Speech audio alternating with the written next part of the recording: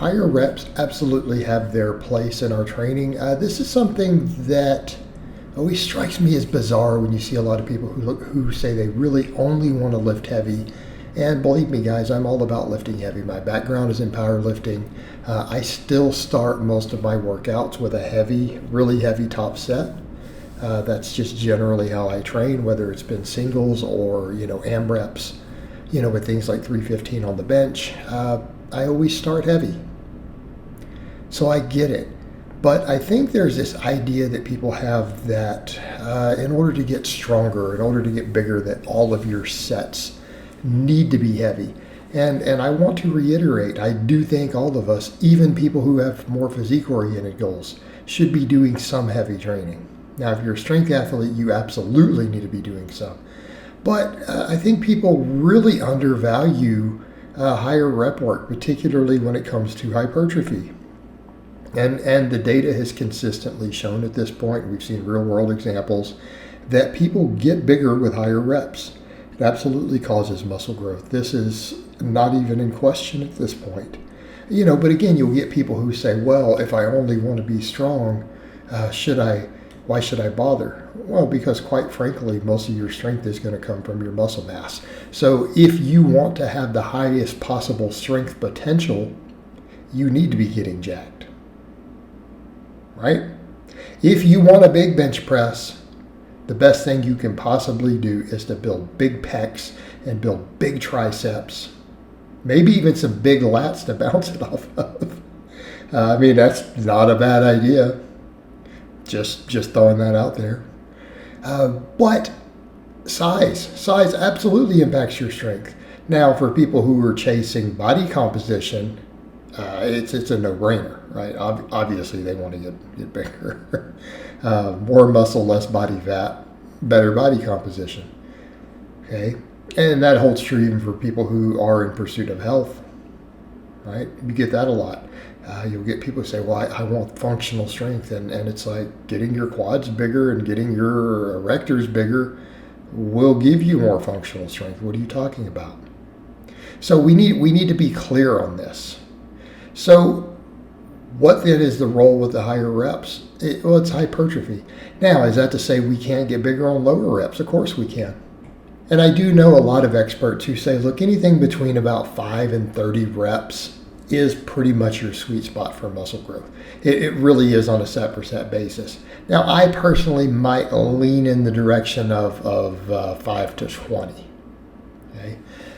Because again, in my experience, I don't think many people are really wired to make good muscle growth past about 20 reps, particularly when it comes to some of these bigger exercises. But they're usually talking about isolation movements. I will say for most of your big exercises, we start getting past about even 12 to 15, on a squat, on a deadlift, on a bench press, probably not. I say that, but then again, I've always said sets of 20 on pull-ups will get you jacked. So maybe I'm even wrong there, when I sit back and think about it as I'm talking.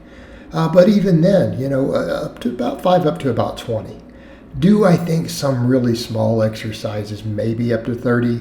But I think once we start getting to those sort of reps, honestly, just the fatigue from it makes it difficult to judge how close you are to failure, quite frankly.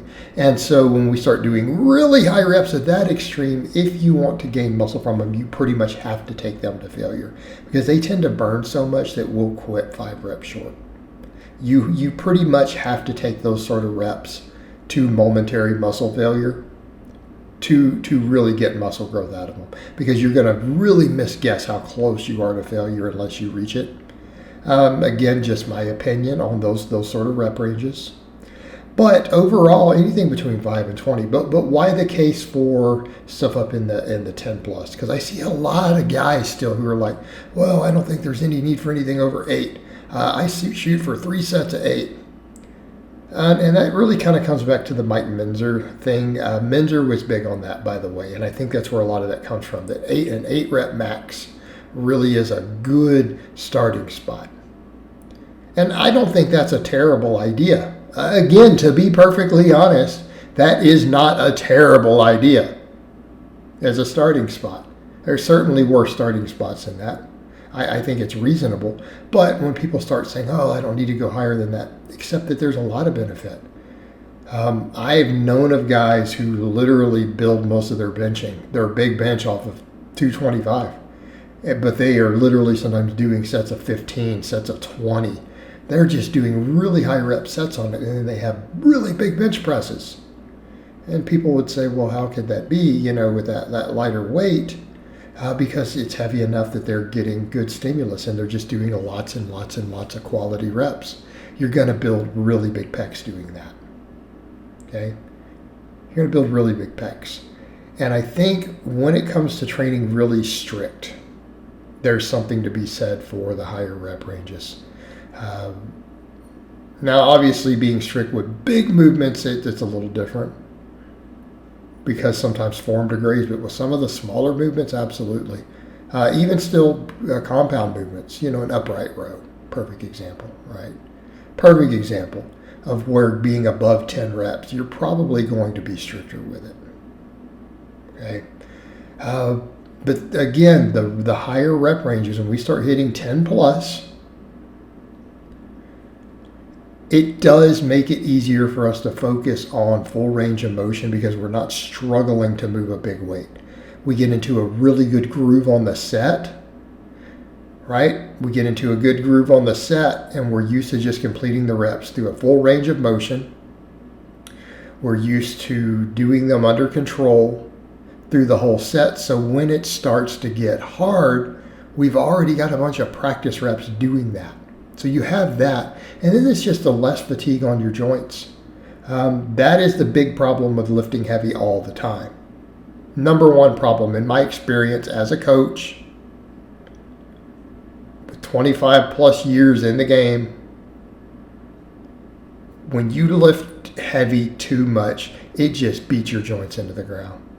The higher rep work does not beat your joints up. Now, it may create a lot of fatigue, right? It might create a lot of peripheral nervous system fatigue. It might make you tired, okay? And it has its own recovery issues to deal with. Okay? You have to be mindful of recovery, obviously, when doing limit sets with really high reps because they will create a lot of fatigue. But what they don't do is beat your joints up. And that's kind of a big deal. So again, if we're trying to get really high quality volume and we're not trying to just hammer our joints into the ground, and I'm telling you this as a 47-year-old lifter, 10 plus reps have a good place in your training if you're trying to do any significant amount of volume. Now, if you're going to do extreme minimalism, maybe not as big of a deal.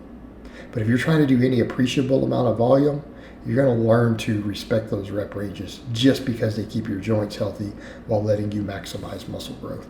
All right, guys, but that's really all I have to say on that today. I hope it's been informative, and I will talk to you guys and gals next time.